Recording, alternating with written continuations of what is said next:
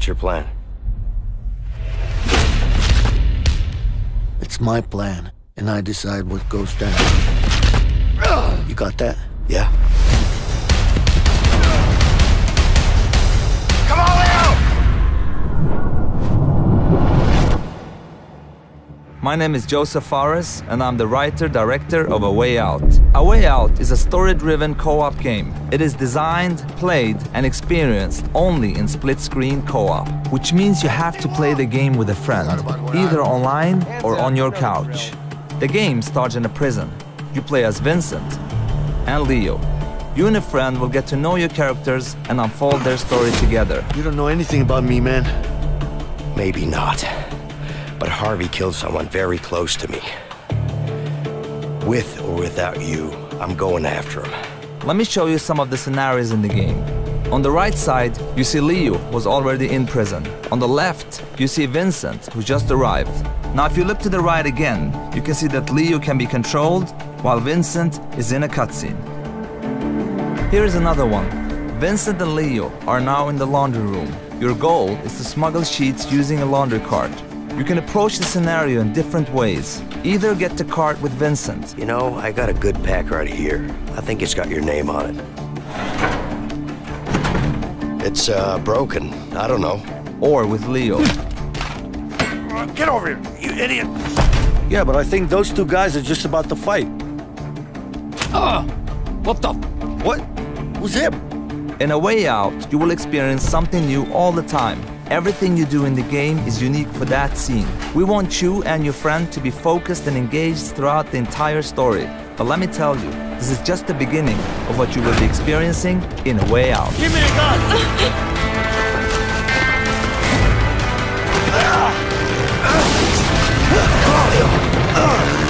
Get him! Run, run, run! Relax, man, I got this.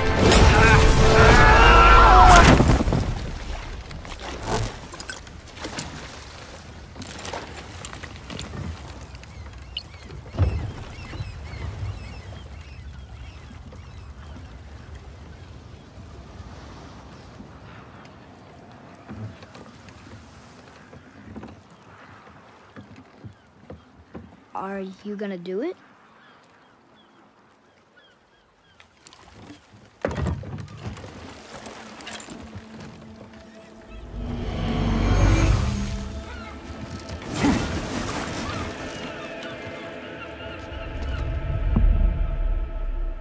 You said I was cursed. You think I'm weak because I'm not like you. You do not know everything, boy. No. But at least I know the truth now. The truth. Hang on, boy! Okay! The truth.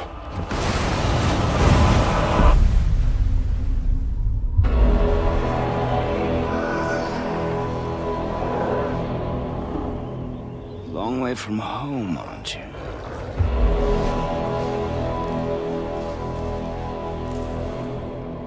And here I thought your kind was supposed to be so enlightened, so much better than us.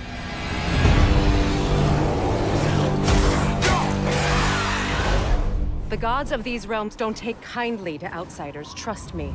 When they find you, and they will, they'll make things difficult. Wait here. I will handle this.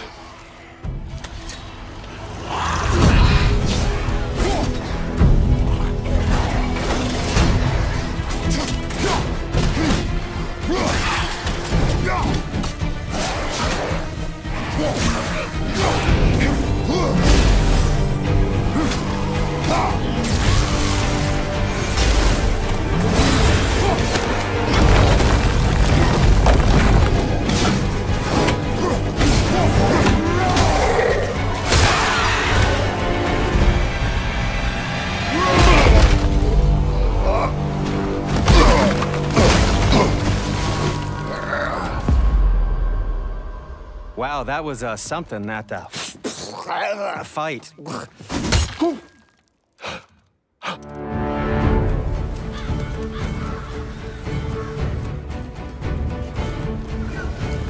On our journey, we will be attacked by all manner of creature. To be effective in combat, a warrior must not feel for his enemy. Close your heart to their desperation. Close your heart to their suffering.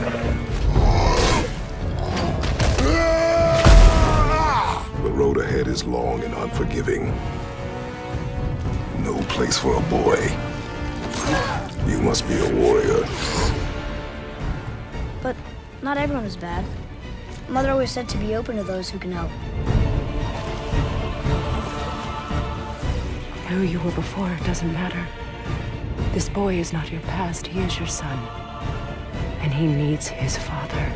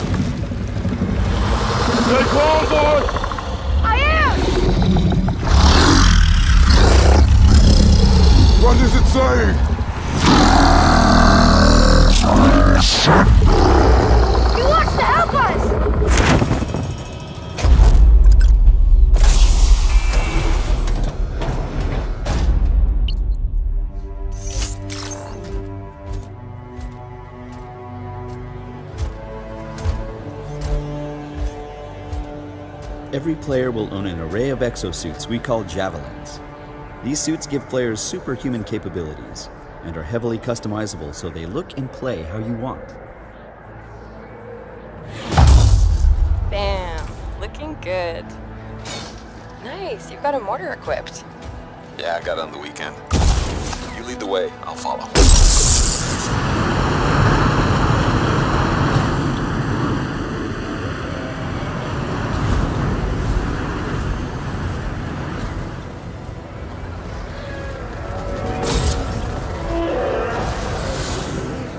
This is a vast open world you explore with your friends. Each Javelin exosuit has its own unique playstyle. The Ranger is balanced and all-purpose, while the Colossus is a tanking powerhouse. Alright, let's see what's up here. The world of Anthem is hostile, and threats can come from any direction. It's a dynamic world where the unexpected is around every corner. I'm not sure we want to use all our supplies on this guy. Yeah, he seems like a problem for another day.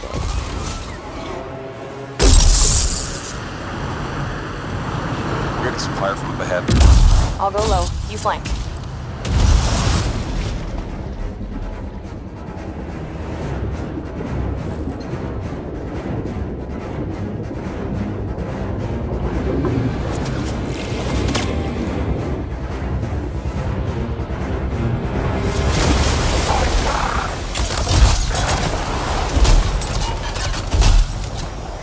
Hang in there. Almost there.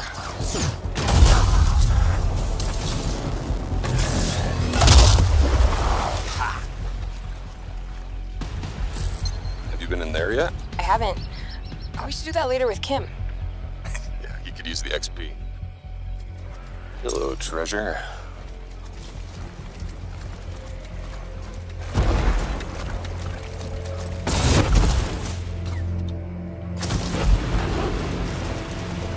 I think we got some action up ahead.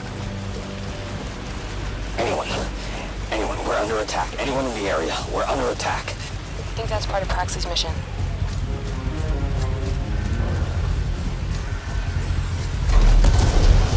You can equip your Javelin exosuit with gear that brings devastating power to combat.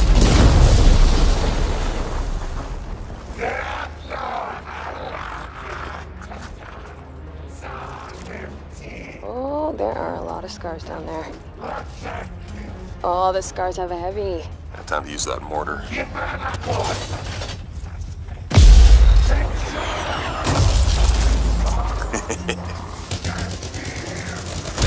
some covering fire.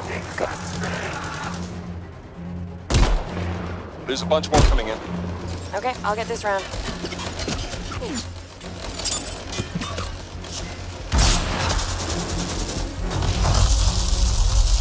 Thanks. Oh, come on. Be something good. Oh, yes! Jar's Wrath. Oh, nice. Large-scale world events like Shaper Storms are dynamic and pull you off the beaten path with the promise of new stories to discover. Oh, Shaper Storm incoming. Okay, actually, let's get some more people. Hold on a sec. Hey guys, what's up? Hey, what's happening? Right behind you.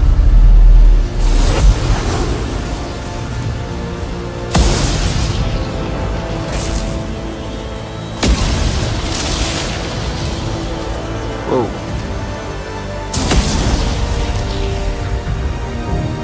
This storm is getting crazy.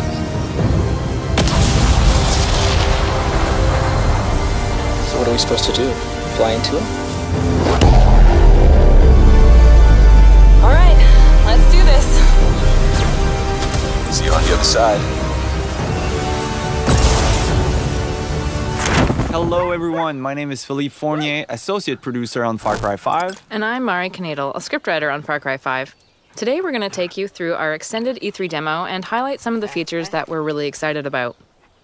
Welcome to Hope County, Montana. This is the Holland Valley, a section of farmland that the project at Eden's Gate is using as their breadbasket.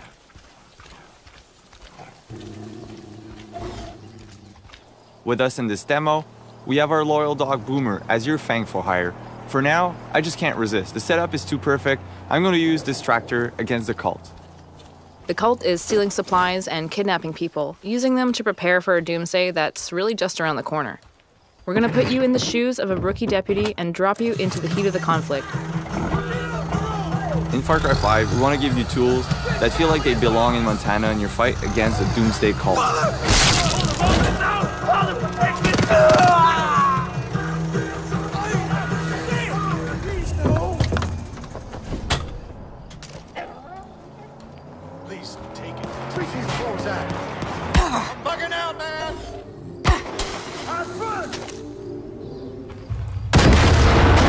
And now we're going to make a quick getaway in case reinforcements arrive.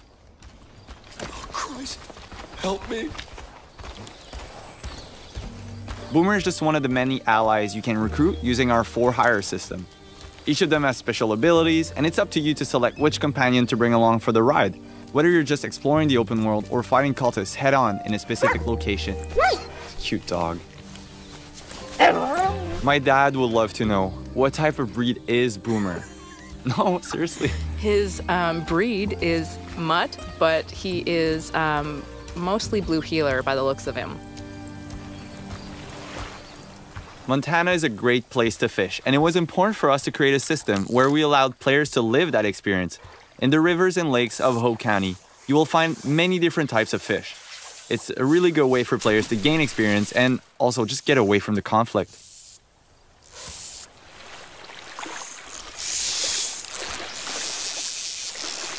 And here we see the player needs to fight a little bit to get the fish.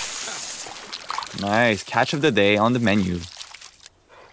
So it's nice to unwind with some fishing every now and then, but we know the cult isn't taking any breaks because they have an apocalypse to prepare for. As you explore the county, you'll come across cultists working hard to serve Joseph, the father of their cult. They're taking food and supplies for their bunkers, they're blocking the roads so no one can escape, and they're destroying resources so the resistance can't use them. And it looks like we spotted something up ahead. Yeah, let's take out our binoculars. It seems like there's a small group of cultists there, Mari. All right, so this looks like a forced baptism. What do you say we get in there, Phil? Yeah, let's do it. I think the best approach would be to go in stealthily through the river with Boomer by our side. I think we're well equipped to get rid of those two guys. Here we're using one of the iconic weapons featured in Far Cry 5, the revolver. and you'll be able to customize those weapons by adding attachments or changing the color scheme and hunt the cult in style. Go Boomer! Alright, Boomer showing off one of his skills. This can really be a game changer in a fight where you're a bit low of ammo or you don't have the right weapon for the situation. He's a good dog. You know, Boomer's a great all-rounder who can support any playstyle. Even without your commands, he'll fetch guns for you, take down cultists in a fight, and he'll tag enemies and animals from far away with his keen sense of smell. The game being set in America, it was important for us to bring a wide variety of vehicles from pickups to tractors to big rigs like this one. This one is specifically called the Widowmaker. It's like a battering ram on wheels, and is a great tool to create chaos and take down enemy vehicles or roadblocks. And it looks like we got one here. Let's do it. Pedal to the metal. That boss bobblehead didn't even move. We're so good. We got him glued onto the dash. That's it. Boom. So it sounds like we're listening to the Cult radio station. I gotta say, some of their hymns are pretty catchy, Phil.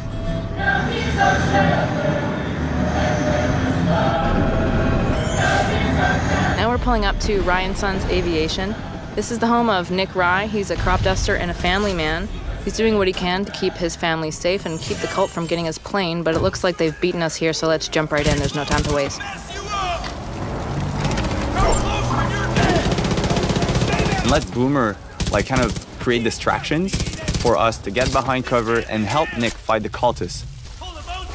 In Far Cry 5, you'll need to improvise and choose from a vast arsenal of weapons and find elements in the environment to take down the enemy. There we go.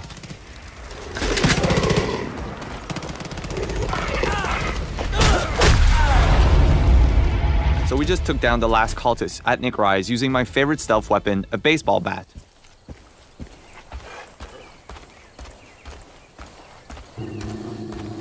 Sometimes you can hear Boomer growling when he feels a threat nearby. And Boomer is just part of Far Cry 5's living world we've built, where there's always something or someone around you whether you notice it or not. This means you'll always need to be prepared.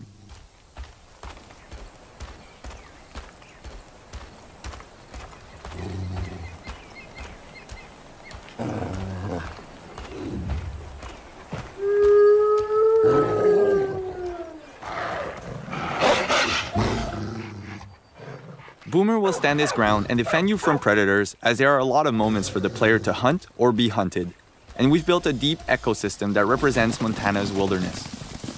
So, you know, we've seen ducks, a sturgeon, deer, and this is just a small sample of all of the wild animals that you'll encounter in Hope County. So now we've jumped into Nick Rye's plane. It's been in his family for generations, and with it we'll take to the sky to destroy some cult silos that are hoarding explosives. The world that we've built is larger than any Far Cry before, and for the first time you can explore the world in any direction that you choose right from the start.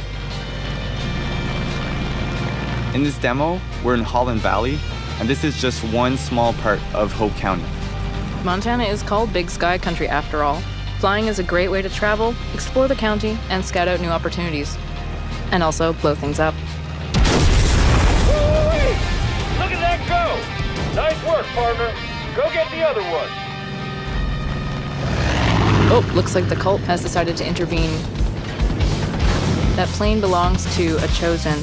Now, the Chosen are elite soldiers, and it's their job to basically crush any threat to the project at Eden's Gate. So we've done enough to anger the cult. We're going to engage in a little dogfight with them and show them what we think of them. That's right. Even in the air, there's a lot of opportunities for the player to, find or discover or get chased by or get discovered. Yeah, totally. Hunt or be hunted, as we call it. I think right now we are the predator. Yep, we got them on the run. They're smoking.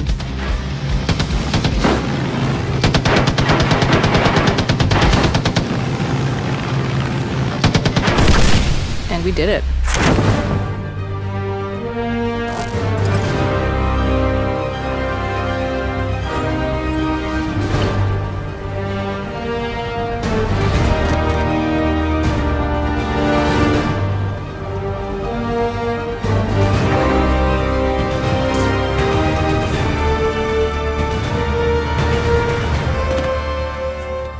Yuri, I'm here.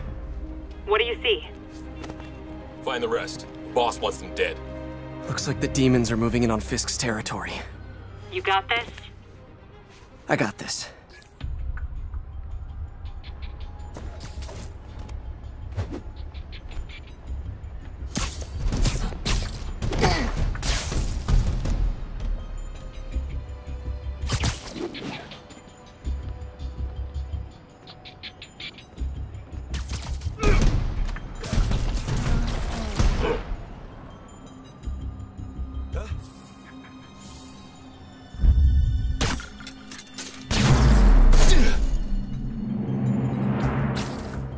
Fisk's men have fled through the building.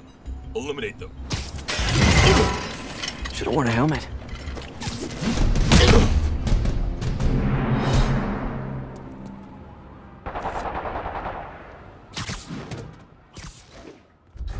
You got what you came for. You don't need to kill us too. Fisk's territory is ours now. Not today. Spider-Man! Tell the boss is here!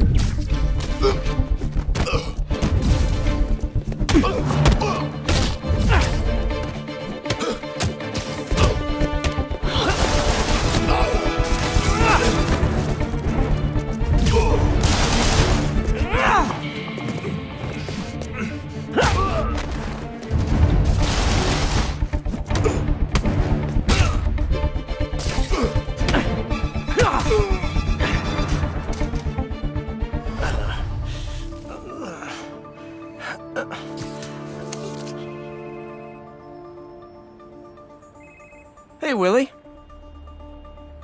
You. Nice jumpsuit. Slimming.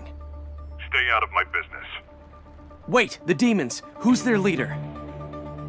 Keep my men alive and maybe I'll tell you.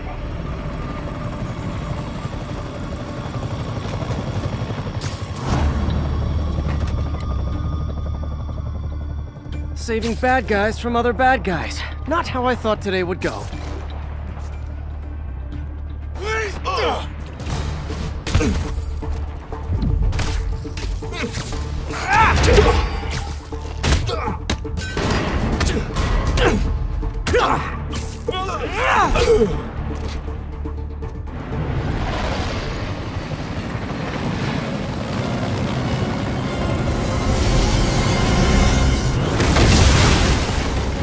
Hey, big guy.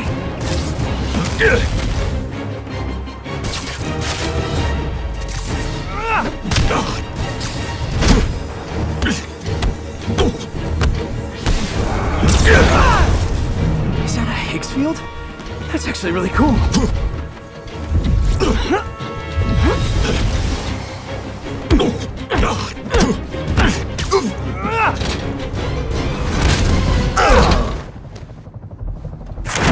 Since a little girl was taken hostage on the top floor of a building here in downtown Detroit, details are still emerging on what exactly happened.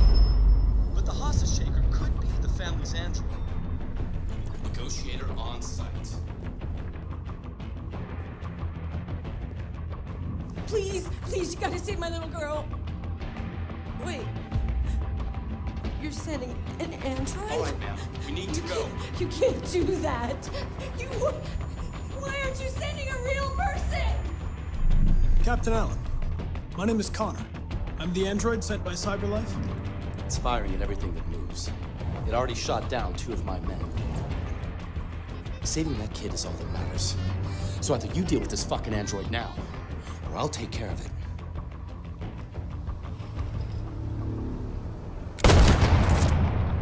Don't come any closer or I'll jump! Hi, Daniel. My name is Connor. There's no way out, Daniel. The only question is whether or not you take another innocent life. I'm holding all the cards. If I die, she dies. Look what you did! You were designed to serve humans, not kill them. What was I designed to be? Their slave? Their toy? You're a machine you have to obey. Now put the gun down and let the hostage go. I've spent my life taking orders. Now it's my turn to decide.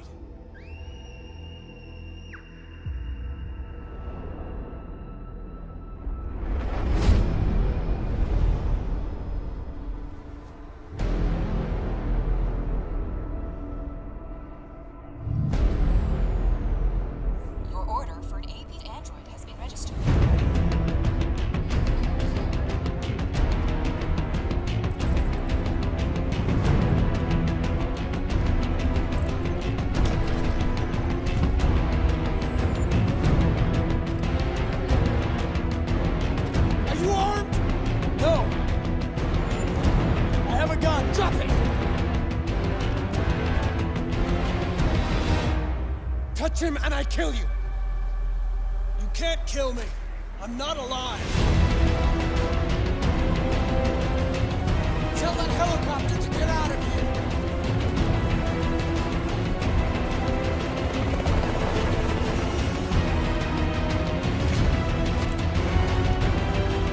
It's up to you how the story ends.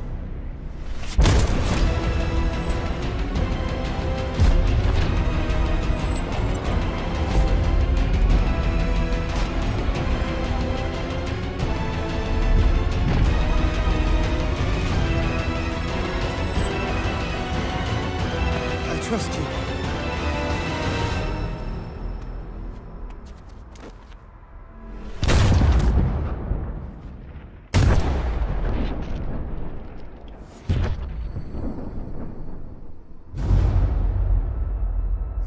You lied to me, Connor.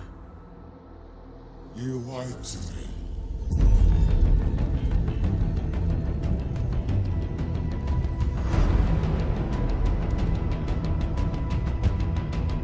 My name is Connor. This is our story.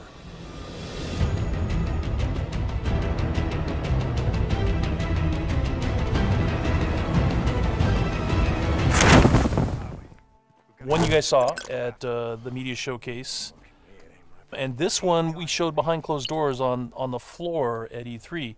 And so for the first time, we're releasing it online so that everybody can kind of take a look at it. And I thought I'd just talk a little bit about, you know, what the differences are. And just kind of like just show you what we were trying to accomplish this year. Yeah, I mean, the most obvious difference so far is the last one was nighttime during the rain, and this is daytime during the snow. Yeah, and that, you know, and it's not just cosmetic, and I think that's one of the things we really wanted to emphasize, you know, because this time we're showing sort of a day in the life of Deacon. You see he's on the drifter bike here. We wanted to show a little more of the bike riding and how the weather can kind of impact that. So we have this drifting mechanic, right? You see him kind of slipping and sliding around a little bit. Changes the handling of the bike. That's really interesting. Now, there were wolves there last time, John, and these wolves would pursue you down this road, and then Deacon had to turn his back, shoot a wolf, and he got clotheslined right up there, didn't he? Yeah, exactly. So this time you see that he wasn't being chased by the wolves. That's a dynamic event that you know, it's just that can happen or not. It just depends on when you're playing the game. Interesting. And this time Deacon saw the ambush and he was able to avoid it. So he kind of comes up and around and behind them. So does weather impacts whether these creatures show up or not in daytime, nighttime, all that stuff? Yeah, absolutely. So especially the freakers, they come out, they're mostly nocturnal, but they will come out as the weather gets colder. They become stronger in the cold. Right. And so that will, you know, again, kind of change up the way the game plays. That's very, very, I kind of love that you decided to do this as a demo to show two completely different iterations on the same exact mission in the game.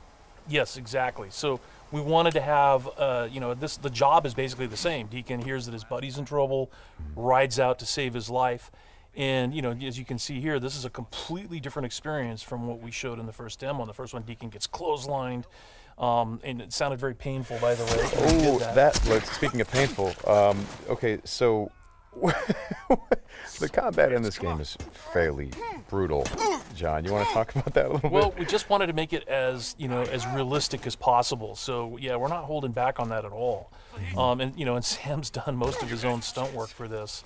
And I can tell you that when we're on the performance stage and we're capturing that stuff, we just try to keep it real, right? Right, right. Well, right. There was sort of a decision made at some point. What I've been on the project for what, 2 or 3 years now? Yeah, I think 3 years. And so early on, I think there was a more, what were we?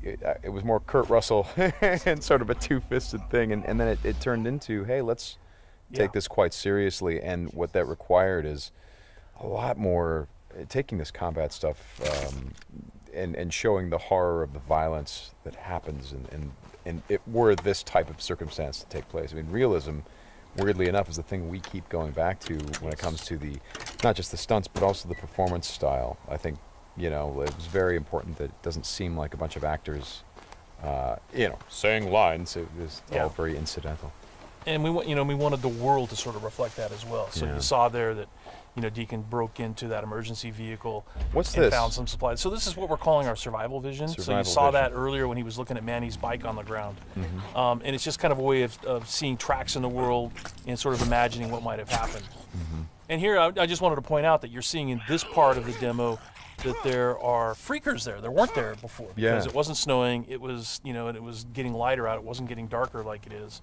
And so, it changes up the way you can play through the level. And what is this? We call this the meat wall. The meat wall. Yeah, and it's not just there, to make the guys who put them up to seem evil. They're there for a purpose because, again, freakers are living creatures. They eat. That's their primary thing. They want to eat. And so you hang these dead freakers up, and any freaker, rather than coming into their camp like you see here, they would actually stop and snack. Yeah, exactly. Yeah. And then the same thing with this freaker that they've hung upside down. There's a bear trap underneath it, and they use that because a freaker will come, be attracted to the meat, and then hit that trap. Interesting. Another thing you just saw, by the way, is that tin can. The tin can trap that you that's an alarm that the Marauders will put up, and this is again some of the things that Marauder camps just do. And you find these Marauder camps throughout the world. You'll find traps like that, and then if you're careful and you're paying attention, you can avoid them. Because in the first demo, Deacon didn't avoid it, and he set off that alarm. Right. Now this is the same tactic that he used last time. Throws the rock to get someone to lure him over and have him step in the bear trap. But this one plays out a little bit differently than last time. One of the things that struck me, and we've talked about this obviously as we've shot, but there's an effort of the other Marauders to get this guy to shut up, and he won't. Yeah, and so in the first demo, Deacon's heading on down the trail, and you can hear that happening behind him. Right. And this time we're showing what happened. So, he's watching everybody react to this poor guy trapped in the in that bear trap, and she just is like, shut up, shut up, shut up, and then just loses it and shoots the guy. Right. You're Dr. Jonathan Reed, and you're searching for somebody who threatens to dismantle that harmony in Dontnod's narrative-driven action RPG, Vampire. Exploring London, talking to her citizens will reveal hints about the location of your objectives, but you'll have to earn them by playing with the delicate social microcosms that tie the survivors of the Spanish flu and vampire societies together. Of course I do. You're that man who seemed so lost when he entered my bar a few nights ago. Thank you for your hospitality. I'm Jonathan Reed, by the way. I'm still Tom Watts. Welcome back, Doctor. Tom, I need to find Sean Hampton as quickly as possible. I've been told you could help me. I heard the sad saint was recovering at Pembroke Hospital. Did he leave or something? The important thing is I find him, quickly. Why not try his night asylum? He takes care of those who need a meal or a roof there. Where is it? It's in an old warehouse, northwest of here. Just follow the bank to the west and go north when you reach the end of the pier. So we're now en route to the docks to find Sean and understand why he's fled away from the hospital and probably killed another patient, Harriet Jones. As a vampire, you have access to skills in combat as well as outside of combat, often to help you traverse her semi-open world. The most efficient way to grow stronger is to feed from the healthy, not to fight those risking the flu and pollution in the streets to hunt vampires and skulls. If we were unable to beat this mini-boss, we would be tempted to return to the bar, and perhaps feed from Tom for a greater experience boost, returning stronger, but with London thinning in numbers. Vampire's combat system uses a mix of melee and ranged weapons supported by vampire abilities that allow you to be the vampire you want to be. The gameplay is based on timing, positioning, and management of different resources. The stamina bar regulates your melee moves and dodges, the blood bar controls the use of your supernatural abilities, and the health bar represents your health. There are many areas to explore, loot, and pick up information to learn about the world, its lore, and what happened to London since disease spread. At the beach, we're fighting people operating under the head of the vampire hunters' orders. The Pruin guards are investigating this beach, searching for skulls. Stay close, keep an eye on each other. Skulls are a lesser species of vampires lurking in quarantine areas, underground or in dark corners. Due to the Spanish flu epidemic, they have suffered heavy mutations and have recently become very aggressive. It's part of your quest to understand how they became such creatures and ultimately find a cure to save them. In this world, the human vampire hunters and Skulls are having their own fight. As long as we don't get too close, we can just move on.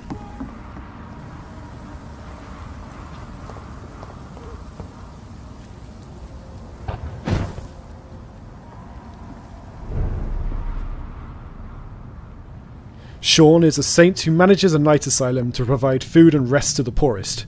Unfortunately, he has recently turned into a Skull. You believe that, incapable of dealing with his new condition, he has fled from the hospital, a sacred ground, and murdered Harriet Jones, an old woman who certainly didn't deserve it. Most importantly, he is the pillar of the dock community, which means he's a very important character whose fate will deeply impact the district and everyone who lives within it.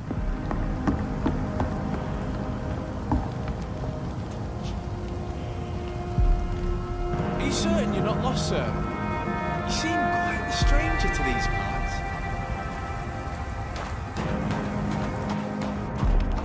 Our exploration, social manipulation and skills in combat have led us to where Sean has been hiding. We must find out the truth about the hospital's murders and ultimately decide his fate, and the fate of those who rely on him. The world of Sea of Thieves embodies the freedom, romance, high adventure and the thrilling excitement of the pirate life.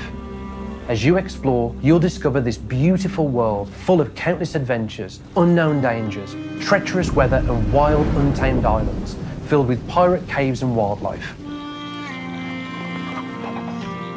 Most importantly, the world is filled with other real player crews, often their own voyages. While the adventures that you embark upon in Sea of Thieves will play differently each time, ultimately, every player is on their own personal journey to build a reputation and become pirate legend. Part of this journey will be how you present yourself to other pirates. As players journey across the Sea of Thieves, they'll be able to tailor their pirate by customizing items such as hooks, peg legs, beards, hairstyles, clothing, equipment, and weapons. You'll be able to find the look that suits your character and playstyle best. But differentiating your character also includes building a reputation. The outposts of the world are inhabited by non-playable characters who have come to the Sea of Thieves with their own motivation. These characters have set up their own trading companies, each representing a unique playstyle. The Gold Hoarders have come to treasure hunt with the goal of amassing great wealth. The Merchant Alliance have come to control trade in the Sea of Thieves, while the Order of Souls wish to control the ancient and mysterious magic of this pirate world for themselves. Each trading company will allow you to build a reputation, get promoted within their ranks, and unlock unique items and titles to show off your progress. Players build their reputation by purchasing and completing the favoured activities of each trading company, including voyages, which are what we call quests. Voyages in Sea of Thieves are physical objects that other players can see. Based on the reputation you've built with each trading company, your voyages will not only become richer and more rewarding, but they'll challenge you more and introduce more mechanics. The way your voyages look to others will also reflect this progress. Each crew member brings his or her own voyages to the table, literally. Any crew member can bring their own voyages to the crew and share their personal progression with others. Players can propose voyages on the ship, allowing the crew the chance to decide together the kinds of adventures they wish to embark upon. In fact, other players may have access to voyages that you don't, meaning that there are rewarding benefits for being part of a crew. Most importantly, there are no barriers in place preventing players playing together, since the most challenging voyages can potentially be shared. There are no waiting for friends to catch up with you, no encounters where you'll face off against overpowered players. The tools and weapons in Sea of Thieves function just as you would expect. A cutlass is just a cutlass. A flintlock pistol is just that. How you use these tools and work with other players is what will make the difference. Even just having an extra pair of eyes and ears in the crow's nest can make all the difference in a game like Sea of Thieves. Elements, such as your reputation progress, mean that progression in Sea of Thieves is not a one-dimensional number. How you look to others, the titles you've earned and choose to use, and the voyages you have allow for far richer interactions between players. This is a pirate world after all, and it's up to you how you want to uniquely express yourself. Now let's look in detail to the kinds of adventures you can have with the trading companies. The Gold Hoarders Trading Company was founded by legendary treasure hunters who wish to amass a great fortune. They are in possession of a mysterious set of skeleton keys, and they will pay pirates a cut of gold when they return chests to them. The more you build your reputation with the Gold Hoarders, the more they'll trust you to go after larger hoards of lost treasure, some of which will be protected by former pirates, now transformed into forsaken skeletons. Some of the voyage types, like the riddle maps, will test your knowledge of the islands, encouraging exploration and teamwork. Players also have the freedom to just explore, coming across opportunities in the world that might earn them reputation with the trading company. There are rewards waiting across the world, whether that be deep in caves, on sunken reefs, or in the hands of other players. You just need to seek them out. While voyages give you specific objectives, you'll be free to take on the world at your own pace and see what's waiting out there. Players also receive special awards from each trading company called commendations. These allow players to earn specific titles and show off some of their special achievements. Of course, not all treasure is silver and gold, and we wanted a world with very different activities that players and crews could seamlessly move between. The Merchant Alliance are seeking to control the flow of trade between the fledgling outposts of civilization in the Sea of Thieves. They will pay pirates to scout for supplies and ferry shipments like resources and gunpowder across the sea. These kinds of cargo can earn you handsome rewards if you fulfill your contract and deliver on time. There are, of course, much more valuable resources out there in the world. We wanted our wildlife to not only make the world of Sea of Thieves feel alive, we wanted to make it a major part of the gameplay and fundamental to progressing with the Merchant Alliance. Players will find different breeds of animals across the world, encouraging them to scout out islands to find what they need. Once you find the animals you need, you'll then have to catch them. Then you'll have the noble job of tending to their care on your return journey to the Merchant Alliance. Lightning from a storm and raising water levels are some of the challenges that you'll face. Of course, there's also the ever-present possibility of encountering other pirates who'll seek to relieve you of your valuable cargo.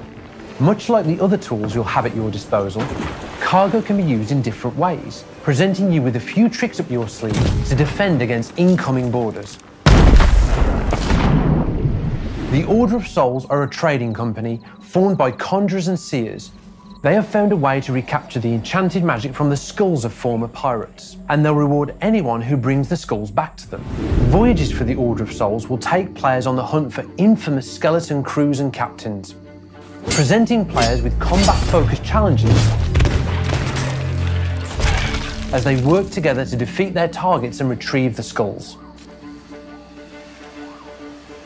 Some of these skeletons may be holed up in one of the many forts throughout the world, requiring players to perform a daring raid to make landfall and storm these fortresses in search of the skull they need.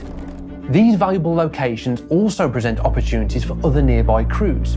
You can never be too sure who may join you and what their intentions might be. These voyages put players on the path to becoming Pirate Legend. But in many ways, these adventures are just the beginning. Pirate Legends will not only earn the respect of their fellow players in Sea of Thieves, they will play a major role in the golden age of piracy that's still to come.